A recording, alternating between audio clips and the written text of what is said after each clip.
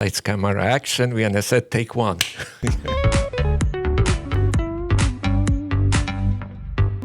Today we have another session, Expect the Unexpected, navigating through commercial real estate actually in New York. And today I have a special guest, Katherine, and last name Janicki, that's the way you pronounce it. And she's from the Quick Filing Expediting Services. Am I correct? Yes, that is correct. Hello, everyone. She's a good friend of mine, and she's a very knowledgeable person. Reference to we are in a real estate world, and a lot of things when it comes out to, when we especially sell the properties or either when we are representing the seller, many people doesn't know what really is going on in their own buildings. Many times the seller prefer not to talk about it. And later on, when we in the process, we're finding out a lot of different issues. Even when you run the DOB basic search, there is always a lot of issue comes up later on. Sometimes those buildings, they won't close unless the stuff is resolved. And Katherine, how long, you've been in the business for a while, right? Yes, you could say for a while. I started in 2007, so I guess it's going on 19 years now. 19 years. And why did you get to the business? It was very unexpected, believe it or not. I never thought about of this type of a business. I actually was working for a contractor as his office assistant. And there was one woman coming by and doing some 2-3 paperwork given to my boss at the time to sign. She disappeared for half a day and came back. And my boss at the time was paying her for that such a permit, which I obviously had no clue about at that point. For that permit, he paid my full salary that I was making with him the whole week. So that's what really got me into, first of all, looking into it, what it is that she does. Who is she? What does this woman do that she, within half a day, makes the same amount of money that I made through a whole week, 40 hours job? So I was very curious, and at that time, I had a very understanding boss, and I proposed to him that why don't you have me try it, still pay me a little bit extra for it, and let me try, let me do it. Maybe I could do it for you. And again, he was, like I said, very understanding, and of course, it was a good business for him to do so. He wouldn't be needed of additional services. And believe it or not, first time when I went to the building department, I was clueless. I had no idea. It was like a zoo. Really? Yes, Yeah. It's bizarre to say like a zoo, but believe me, you had to go down really early, 5 o'clock in the morning, stand in front of the building department to when they open at 8 o'clock to even get a ticket, to be even seen the day of. Hundreds of people, like really. And it was amazing. It was a strange experience at first. I was clueless again, like I said. But throughout the way, I came across few really nice people that helped me a little bit here and there. And that's how my journey began. I fell in love with it. So that's how I started. Yeah, I remember just doing stuff. I was trying just to get some filing done, in the different building. And I think I went first time to the DOB in Queens, I think by the Grand Central Parkway. That's correct. It's over there. And they sent me to like a record filing in the basement. I think that was the That is accurate, yes. issue. And there was 100 people waiting, and some people, they have badges on it. They didn't know what's going on, and they put everybody online. And it's not like you're going to see that person. You're just going to get a number, Correct. and you got to wait.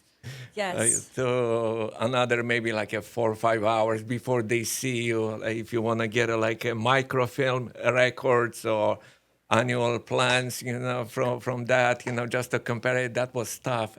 And I remember one guy, I think examiner, his name was Kevin, one of the chubby guy.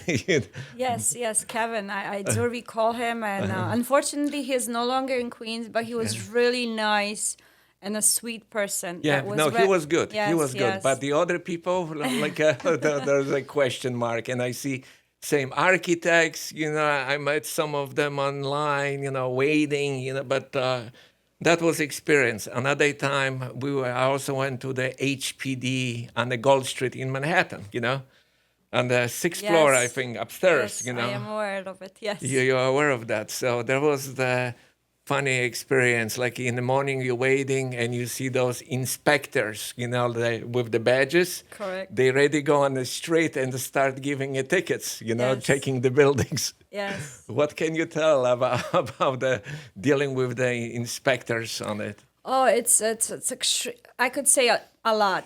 It's throughout the years. It's very I would say mixed use of experiences and emotions and situations, and we pretty much seen it all. But inspectors, if you ask about how do I deal with them or are they to public, it varies. You may have I would say a human. Let's put it this way. Yeah. Or you may not. And it all varies, And I wish I would say that the law is the law, the rules are the rules, and each individual inspector should act the same way, which that's not true at all completely. You could find an inspector on his bad day. You wouldn't want that. Or you could have him, going through an inspection in 5 minutes because he's running late somewhere else. Or either you could have him pick on anything that's even you would have not even think of would have interrupt with anything or failing the inspection. It's really tough. Even knowledge of people throughout the years doesn't really, like people would say, oh, I know this inspector, or oh, he's good or not, or whichever.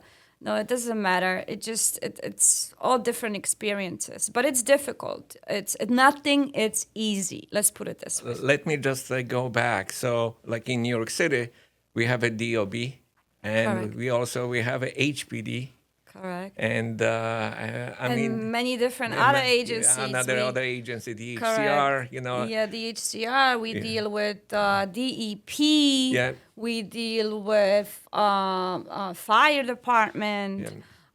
So all of these agencies, you would think, should work first of all together and accommodate each other's rules, which is bizarre. They do not.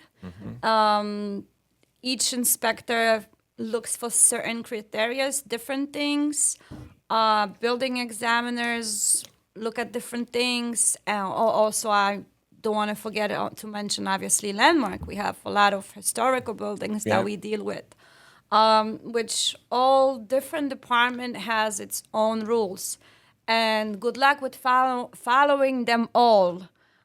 It's really tough and difficult, and constantly things change, upgrade rules. It's a difficult process to deal with. like a lot of fines. You have an architect prepare the drawings and other stuff, approve it. You're waiting for the examiner approve it. But there's a deadline to approve it, and what happens? He doesn't approve it. The owner gets the fine, and then next day application is approved.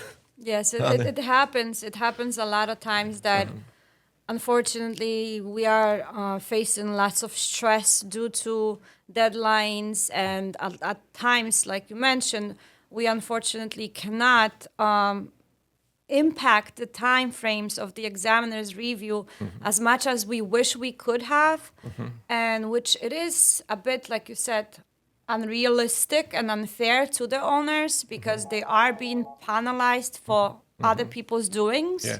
But it's just the rule with the building department. If you can make it in time and the fine is due, and it's a different department that deals with the fines, and you are in violation. Yeah. So tell me, how does the process usually?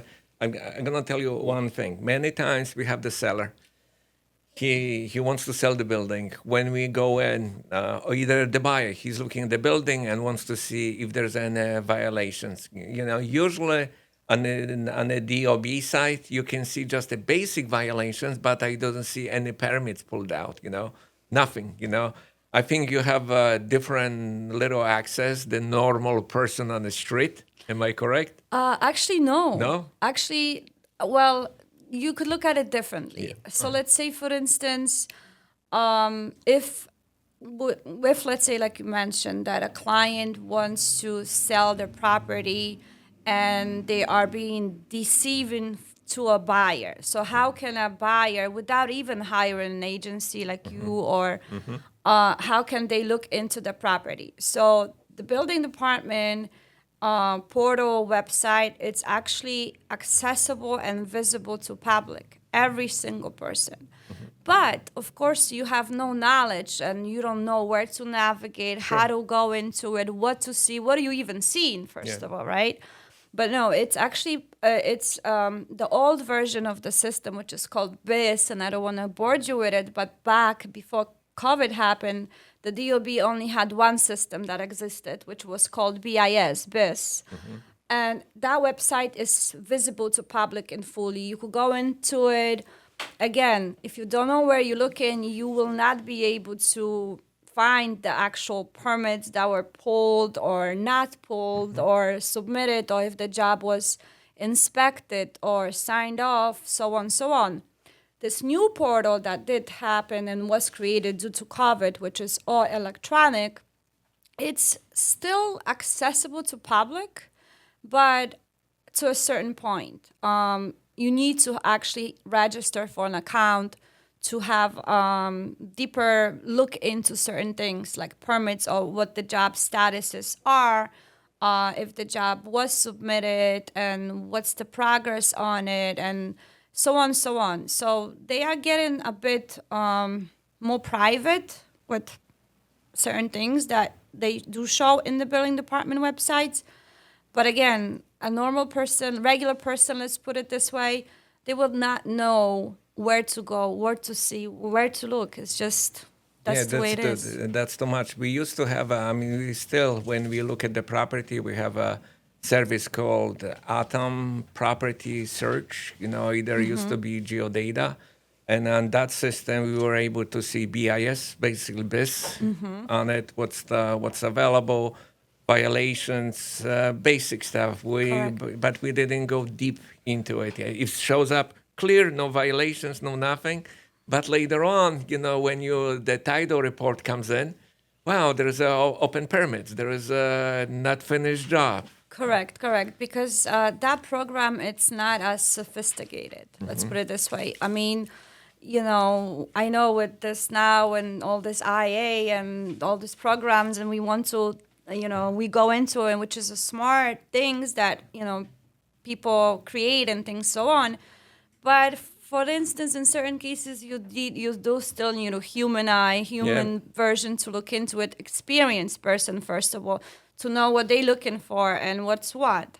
The programs, they do just show you basic stuff, pretty much what was submitted, but not really what was signed off or not, and was the permit completed, and so on, so on. Technically, building website is available to public. Yes, you could see what's what. Yeah, so where do you play? You're like a middleman, or what's your... I know you're very experienced. Every time I called you, you have an answer in the next 5-10 minutes. You have to look at the building that. And a lot of times you do free advice on it. You should be charging for that, Yes. So let me first answer your question. There's a funny say to in expediting word, and I'm an expediter. So in the expediting business or word, we used to... As expeditors, we used to say 5 minutes. You could do so much in 5 minutes. So I'm laughing to myself, which just mentioned that within 5 minutes I could give you an answer. Yes, because exactly when you're knowledgeable or experienced, you don't, look through things that are unnecessary for you to see. You go into the bottom of it, what's what, how to resolve it, what needs to be done. So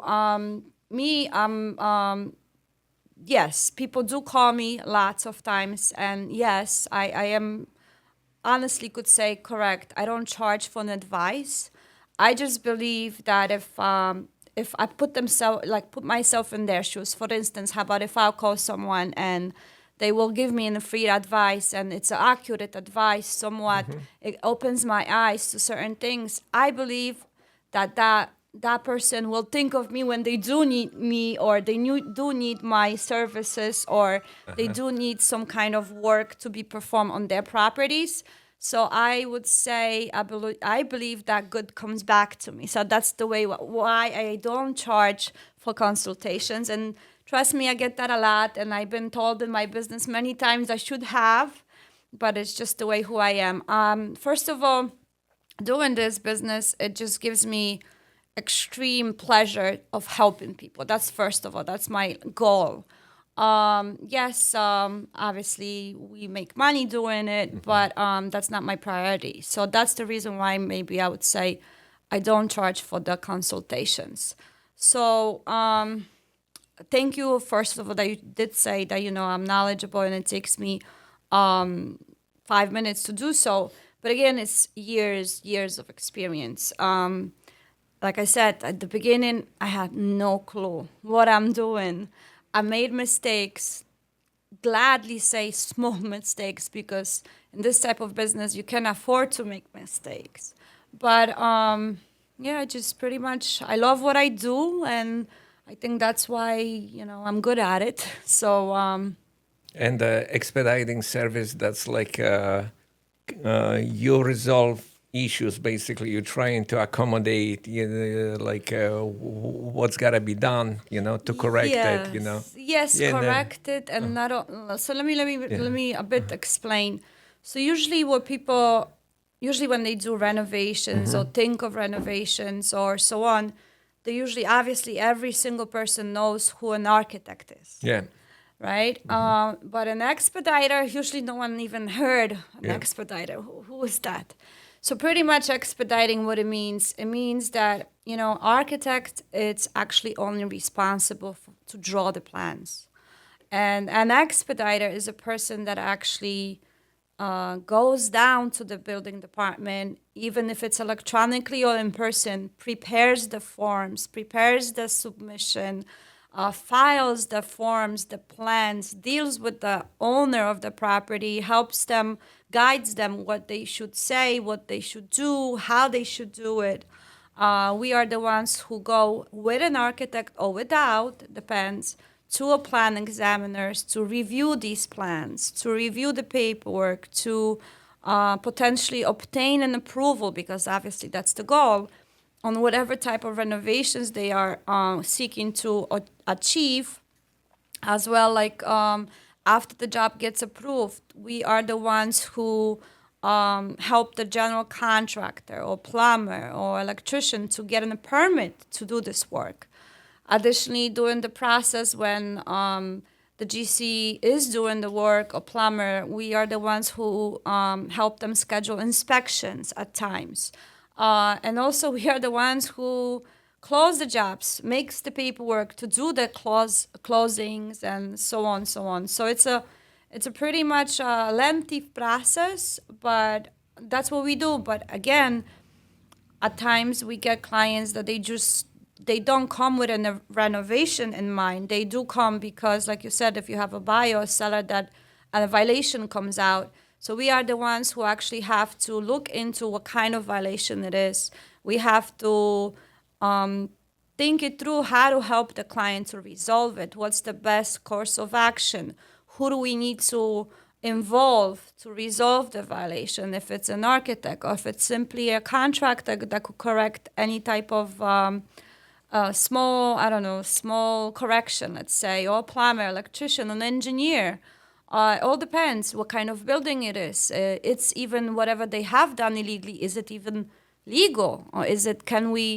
Or do we have to file to legalize it? Or there's a lot of aspects of situations why the violation was given for, and what's the current status of the work that was performed, and how to resolve it, if it's even possible. Maybe it has to be fully demolished. Who knows? All different types of violations. So we basically need to provide guidance to the client, more or less help them and guide them to find the proper people to help them to resolve the violation. Usually, again, there's deadlines, there's money, escrows, and so on, so on. So we are put a lot of times under pressure to help them do it, but we gladly do, and that's what we do. I mean, expediter is just like a person that gets things done. Yeah, that's the nice way to say about that, getting things done. We've been in the real estate for quite a bit, and as they say, there's always something new comes up. You know, you think then you're covered already, but there is always new stuff. A lot of times, I learned the building has over $100,000 in violations. You know how to cure it. Then you also have an issue like HPD. There is a stop work order or relocation services. They have to vacate order. The building has to be vacated, then put back in the perspective again. And that stuff is challenging on it. And a lot of times owner, they're in the denial, you know. Yes. They're not aware what's going on with the building. Oh, I didn't know that there was an issue like that. And then everything goes into later on escrow accounts or either just to try. And so if any issue comes up, I always call Katherine, you know, just to see if it's worth it, not worth it, what's the advice. If it's escrow, if it's not escrow, just to do it. That's the very knowledgeable. And we have like a DOB, and also we have a HPD. HPD, that's the smaller stuff. Yes, it's Yeah, the but housing department unit, yes. Housing department, but it's still, you have a lead-based paint, you know, Correct. on it, which is very negative aspect to it right now. I mean, not aspect, you have to clear it, you know, like if there's any violations on that. But also, I see, like in New York City, they started like auxiliary dwelling units right now. That's the new stuff, you know, what's happening. Maybe you can touch a little bit on that. I mean, like you have mentioned just a second ago about HPD and so on, and all the different types of violation and rules and regulations. Yes, it is a lot, and it's a very complicated process. And to every individuals, we try as much as possible to explain to them what is involved when these things happen, when they do have these open violations on their buildings and properties, and we kind of enlighten people. So let's talk about now this excitement and this new rule that building department last October acknowledged and informed public of. Throughout many years since I remember, building owners were not allowed to have any apartments in their cellars. And cellar specifically, because lots of people have misconception of use what they do have, if it's a cellar in the bottom floor of the property, or if it's actually a basement, which the building department rules states if you do have a legal basement, actually you could have an actual apartment in that unit. But if you do have a cellar, then that's not allowed. Anything in the cellar should only be a storage or accessible space for the units above. What I'm going with this is just to be clear, and maybe a side note to clients and owners. Cellar, it's any type of a floor that's below the ground floor. So if you have these little windows, it's a cellar.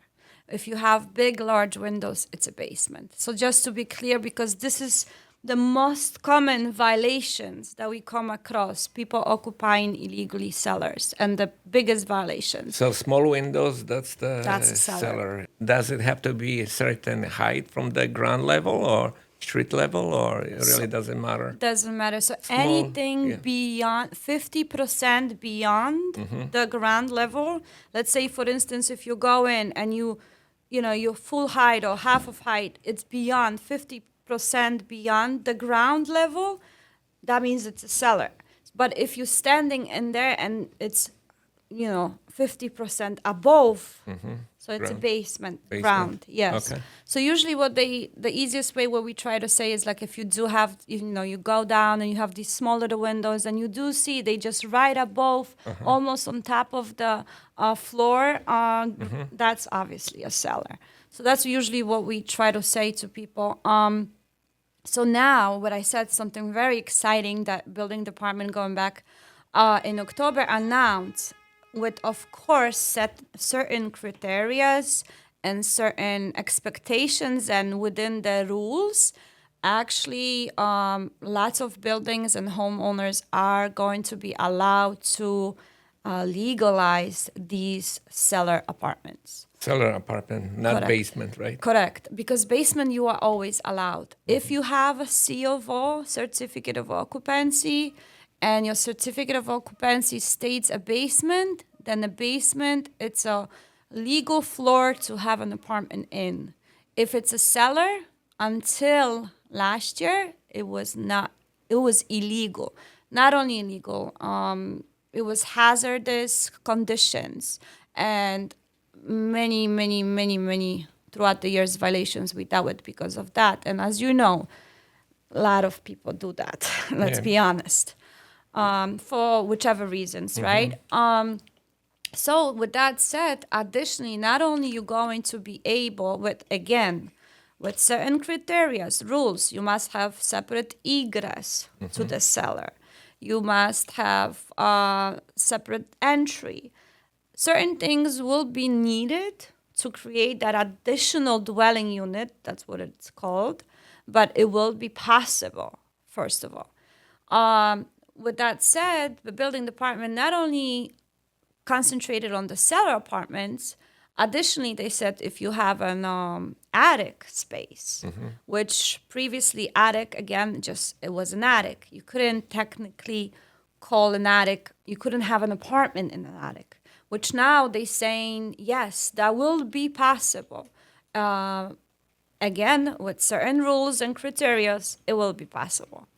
And even if you have, let's say, for instance, a garage in your yard that you want to maybe potentially create into a studio apartment as a rental, it as well, with certain rules and criteria, will be possible. You still have to do the plumbing and other stuff. Correct. Yeah. You have to, first of all, building department, the main thing is it must have proper egress. So just in case of a fire, that, that family will be able to exit or enter or so on. Same thing with the attics, it must have either fire escape or proper entry. It depends. Like I said, there's a lot of rules to it, but first of all, throughout this whole time, you could have never heard of it because cellar, attics, garages, they called uninhabitable spaces, and now they're going to become habitable spaces. Is it in all 5 boroughs, or In they all. They do testing in some areas, so pilot programs right now? Well, the program launched in October of last year. Supposedly, they mentioned it will be certain criteria, certain locations, parts of Brooklyn, Queens mainly. They were thinking of expanding to all 5 boroughs. But again, this is something that just launched. And the program was open and it actually closed already in last year in December. So it was really short amount of time to apply. Yeah. And there's certain other criteria that they don't mention, obviously, because they just, want to look good and so on. We're going to give people chances to do so. But there's certain rules as who could apply for that program. You have to go through a review of, let's say, an architect has to go through a certain review of their drawings to see even if they would qualify, if their designs is even acceptable. But the cool part about it is if it is, then no one can steal your design later through the time. And another client could just simply say, oh, I want to use that architect, and the building department already knows that they approved his design. So then the process supposedly should be easier. That's the main goal. But Yeah, it's very exciting. I mean, not many people knew about it, first of all, because that's another thing with the building department. They keep constantly coming up with different rules, regulations, Yeah, or you cannot news. keep up with it, you know. You just can't. And even if you think as professionals, even if we are registered, we there constantly and so on, at times we are even ourselves surprised. Yeah, like there is a fines for this, fines for that. Correct. Wow, we didn't know. It's Correct. already New York City is giving those fines, you know. But it's a very interesting moment right now, and I think also I heard in the building department they have nights. Then you can see expediter, not expediter. That's examiner. Homeowners night. Yeah, the They call the homeowners night. homeowners night. These nights are held each first and third Tuesday of a month in every single borough. So Queens, Brooklyn, Manhattan, Staten Island. Each borough, you as a homeowner, you are entitled to go down into the building department from 4:30 p.m. to 7 p.m. And you could actually seek to see or speak to a plan examiner or actually have records pulled on your property. For instance, if you're interested or if you're looking if your house ever had a C of O, certificate of occupancy, you could do so. So it's at that time and these days, technically building department staff and examiners need to be available to you to help you do so. Because in every single day, if you go, again, not no one will promise you that someone will even help you because as of right now, building department is pretty much a ghost town due to the fact, like I mentioned, everything was been transferred to online version.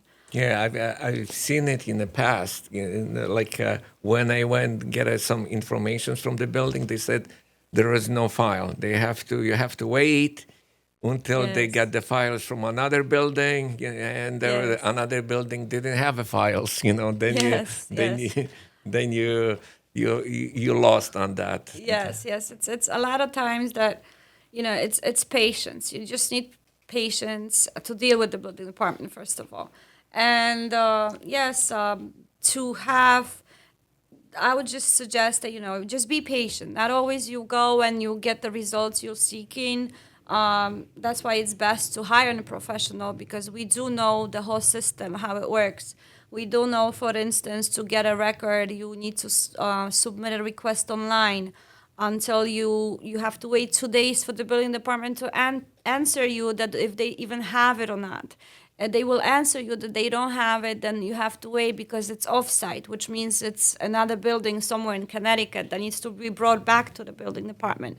So us, we are, as we know the process, so we are aware of, okay, first I have to submit the request, then I have to wait for an answer, then I have to see if it's there, and then only I'll go down myself to the building department. And but again, from experience, these are the things that we know how to deal with pretty much, and that's what we are hired to do at times. Yeah, that's perfect. And do you have any crazy stories on it? Crazy stories. If you can take us maybe one example or two example, dealing with the HPD or DOB, and if Crazy stories. anything comes up uh, right in the head, just Okay, so I think I mean, every day is your crazy day. every day there's not a dull moment, as Yeah. I would say. Crazy stories. I will go back to maybe a situation that happened actually within the building department. So back in the days, I don't know, you would say, oh, client will come to you and tell you, oh, but my neighbor has it done this way, so how come I cannot do it this way? And whatever it is, that they do have and the client wants them to do. So what I would say is remember that the building department rules and codes and zoning keeps changing constantly. So back in the days in 80s or 90s, for instance, you could have had gained lots of other things due to fact that the code was maybe a bit easier, let's put it this way. But building department staff also was investigated back in the days. I don't know if you guys will remember that. It's been years back, but it was a time that I started working and going to the building department, and they had us do this testimonial that you cannot, let's say you see a clerk from the building department or inspector at the site or so on, you cannot offer him a gum or a water or anything because of course you're going to have some kind of, Right. be in good place with them or Yeah. something. So there was this bizarre situations that, you working, you doing what you're supposed to do, you following the code, and then you see other people like getting jobs that you planning to get approved and per code isn't allowed, but then goes another person and somewhat it's approved. So we go like, it was bizarre and lots of things were happening that way. And that's when they came out with this testimonial that you cannot talk certainly to people, you cannot give gum, or you cannot compliment, you cannot do this or that, because they were thinking that you had some kind of advantages. And some time passed, and believe it or not, it was this huge thing that building department examiners, clerks, inspectors all got arrested. Really? Yes, there was a huge process going on. Many people that I knew, I saw in the building department, I worked with like a clerk at the window or an examiner or an inspector, high up inspectors. They all got arrested for, obviously we know for what. Yeah. There were, I don't remember the amount of money that building department claimed that they stole. Many. So I think that's a crazy story a bit, not as far as, going more into detail of the crazy stories, what happens through construction and so on. Yeah, like But- how the stuff getting passed. Exactly. So if people tell me sometimes, but how did they get it approved? I'm like thinking, what am I gonna say? Yeah. That's I had a friend actually who used to work for the internal affairs, from the job was checking the airports, the TSA workers. And he was telling me crazy stories, like one guy's coming, they drove beautiful Mercedes and other stuff, Yes. driving a regular car, Yes. and Look what's at the difference. Yeah, look what's at the happening difference, here, what's happening, right? yeah. And they have the same job title, Same right? job type, Yes. same money. Yes, on that. exactly. So I think there is I'm not gonna say there is a corruption. Yes. It still exists. I- Anywhere you go. I believe so. I believe so. It still does. Construction-wise, I could tell you, I have so many crazy different stories. Believe it, people have crazy ideas of things they could do and they could get away with. Let's put it this way: in construction, unfortunately, there's some sad stories. There's been, accidents and things related to people not, thinking properly or hiding things or trying to avoid certain things that should be done the proper way. Yeah. So like one day we had the property for sale, and the guy was not responding correctly. He had all electrical instead of gas, and he wasn't right on the ball with that. So one day, I think I was in Florida, and I see in the New York news in December, he's like a news, Channel 7 or Channel 11, I see the house burning, Yes. I see, oh my God, Yes. that's our listing is burning. Yes, Yeah. I believe you 100%. And believe me, I've experienced it as well. Really? Yes. I don't know if you heard, there was this big fire that even started this rule that everything has to be gas. And Really? yes. Wow. There was in New York City, right? Yes, it was. I'm not going to mention No, obviously no. the addresses Yeah. and so on, but my client, correct, her contractor, she had a restaurant in the bottom floor and apartments above, and her contractor was trying to avoid somewhat paying correctly for the gas, and the restaurant was Really? stealing Wow. from another building, and all of that caught on fire. Fire. Wow. Yes, it was strategy. They all got arrested and went to jail, actually. Wow. That's Yeah, and after that they start enforcing gas Yes. inspections in the city. Correct. Yeah. And that's why you say you see news and me that day too. I'm like, like, oh wow. my, That's it's my client.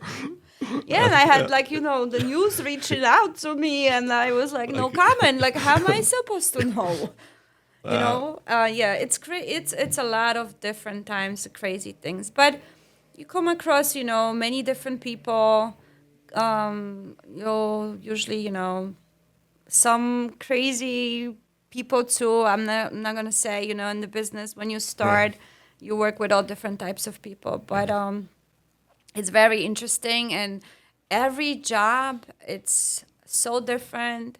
Even though you think it's same thing, you're doing renovations, no, every single job is different. Different aspects, different type of a client, different building or tenant, or or something happens, or a plumber or different electrician. You all deal with so many different people at times, so every job is different. Yeah, that's true. So I would like to thank Katherine actually today. I think we covered a little bit. This is just the tip of the iceberg, what we're touching. And she's very knowledgeable, and information about her business, you can find it underneath the scroll when you see it, everything on it. But I think that's the good start. Thank you so much, and I'm glad I could have been part of it. And what's the best number to reach your office? Tell me. I always, and I pride myself, I give direct cell phone numbers to all client of mine. I pretty much, work. You could say 24/7. Almost. Almost. So yeah, it's my cell phone, which is 646-441-8693. Yeah, so thank you very much You're welcome. for Thank attending you. Expect the Unexpected, and I see you on the next site.